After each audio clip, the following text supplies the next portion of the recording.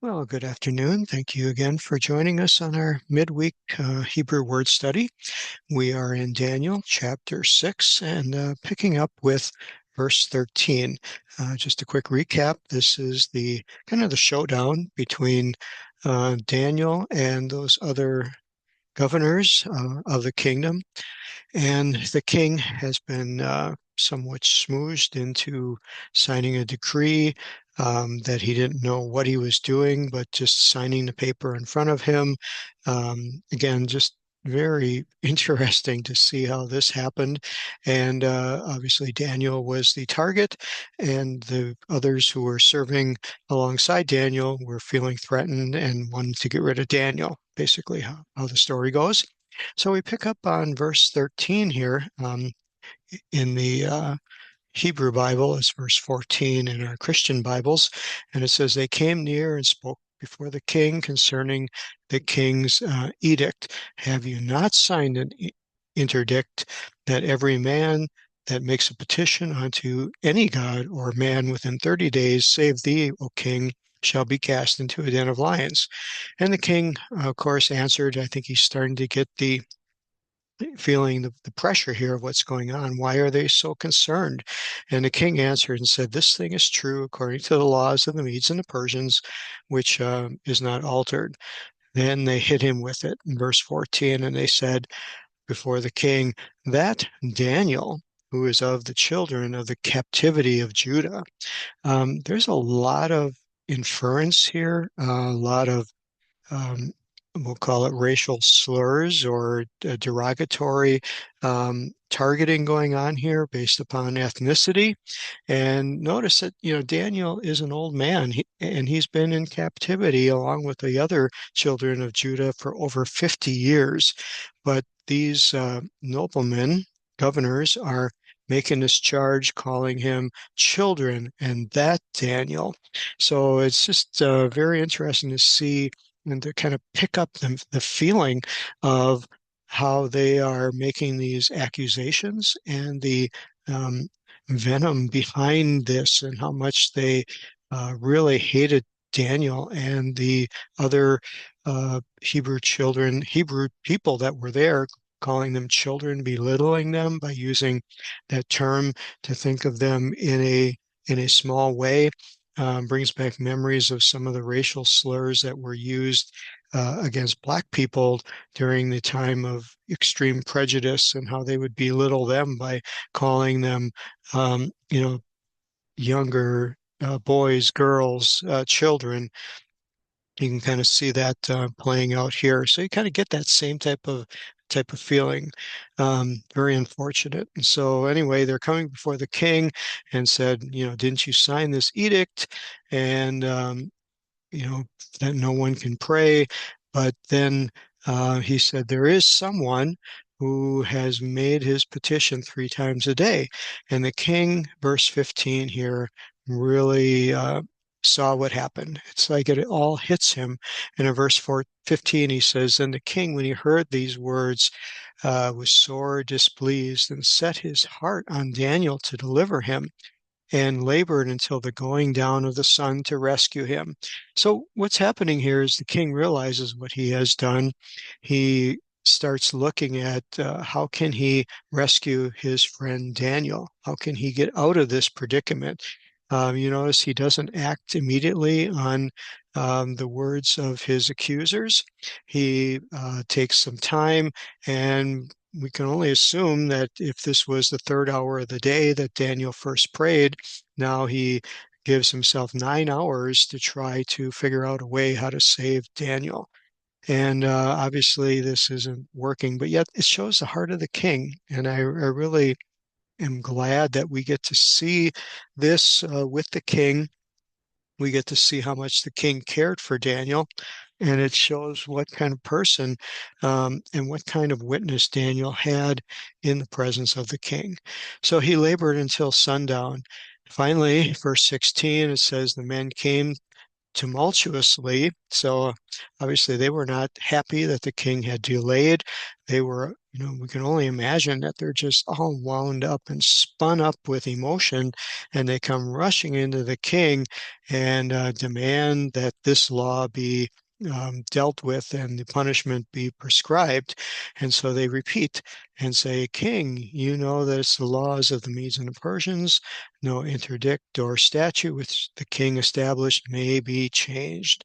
Um, and the king here, I think there was a real change in the mood of the king, because, the king commanded, although I'm sure this wasn't a harsh command, but I can only imagine that this is something that was just reluctantly done in a way that he felt his hand was forced.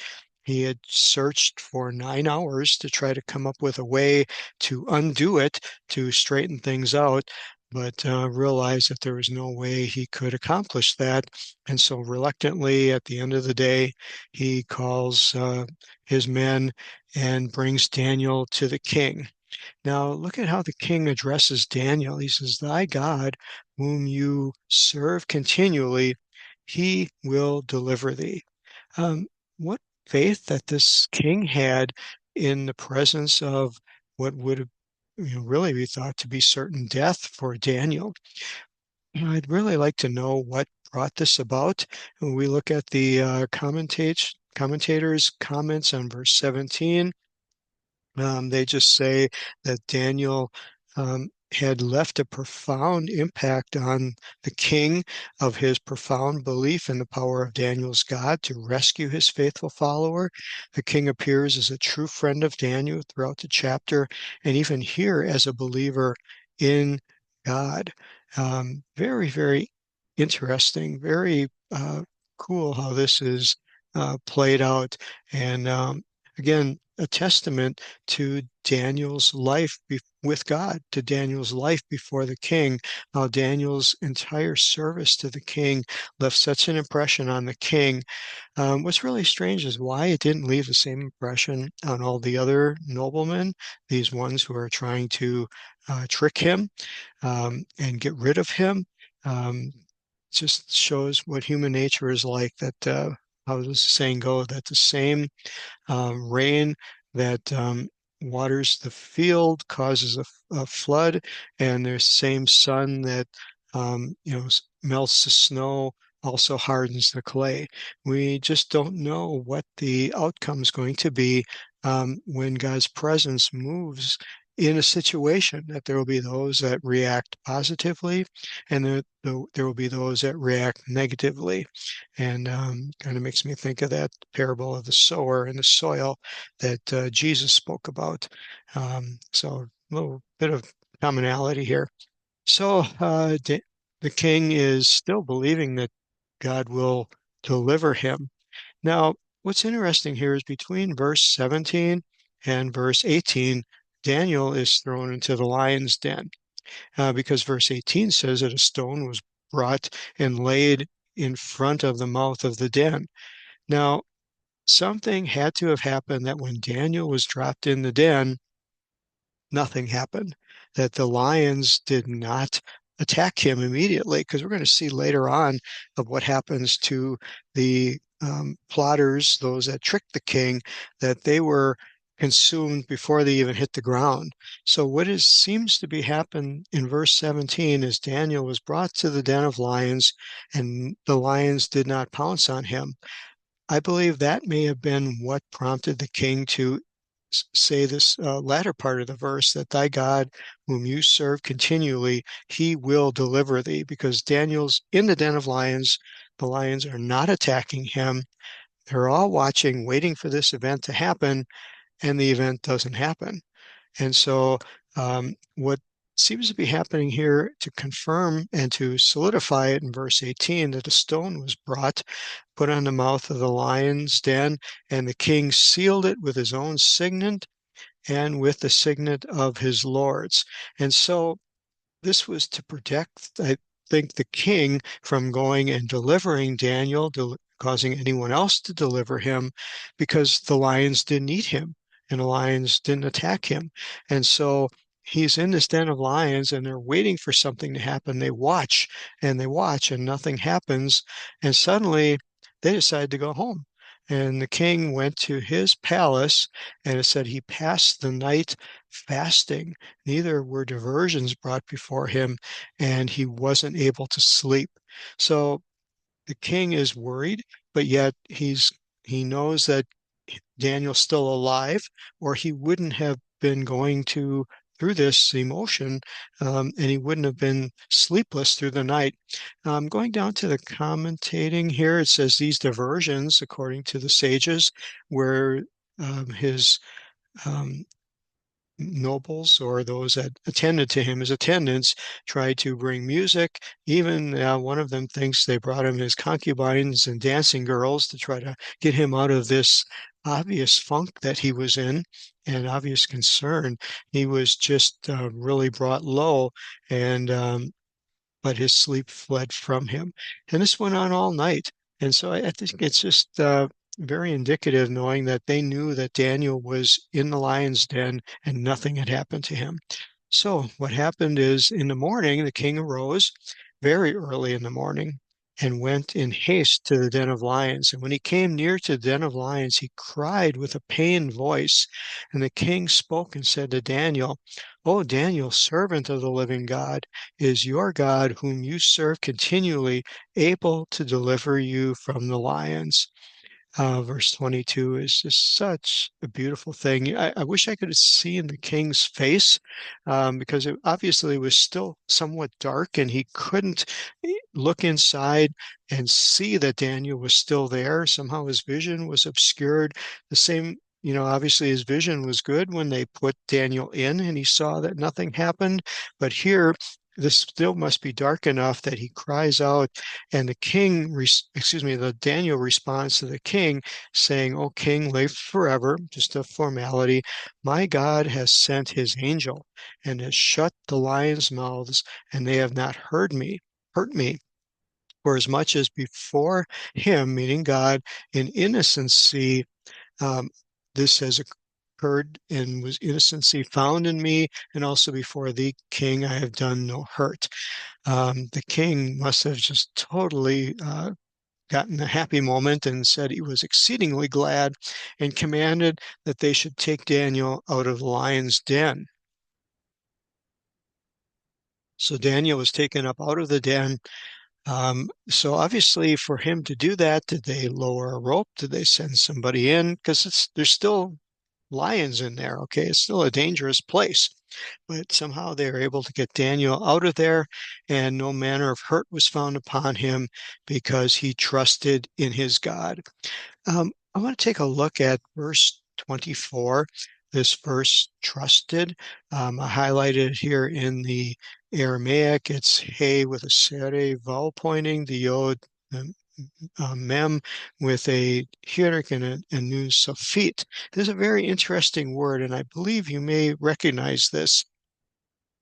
Um, the pronunciation of it is called hey mean, but it comes from the root word of aman, and many of you might have been familiar with hearing the word amen or amen.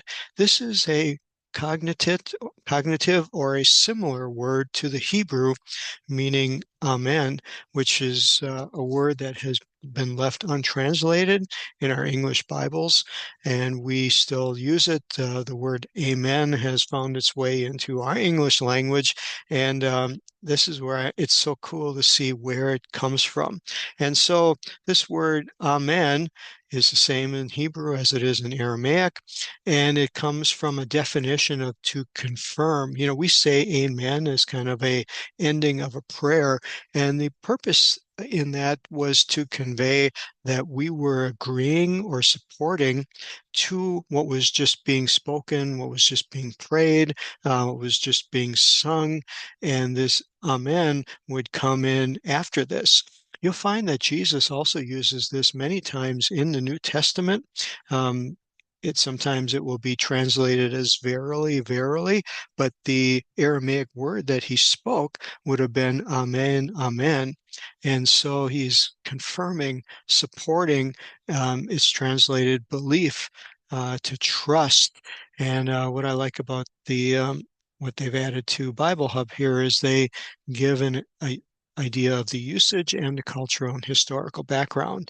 So the Hebrew word aman or amen, primarily conveys the idea of firmness, certainty, reliability, the act of believing or having faith, faithfulness, trustworthiness. Again, just a beautiful word. And my reason for unpacking this or showing this to you is that I'm hoping that when next time you are reading a portion of the Bible or saying the Lord's Prayer, or in a church service where you hear the word amen mentioned, that you'll think of this. You'll think of how this was used and the reason behind it and the meaning that's there, um, based upon the Hebrew culture. And it gives a greater depth, it gives a greater understanding. So that's just another beautiful way of the king using this word, saying that Daniel believed or amened in his God. He found him to be faithful. The other thing that's interesting here is this word is notice underneath it, as I'm pointing, it has the letters Hifil. This is a Hifil form of the verb. Again, the beauty of the Hebrew language is that the verbs come in different, we'll call them conjugations or different meanings of use, that you can determine a mood or a tense or an emotion applied with this verb and where it's coming from. And the Hifil is a causative action. So what it's implying is that there was a inner emotion that caused this word to be spoken.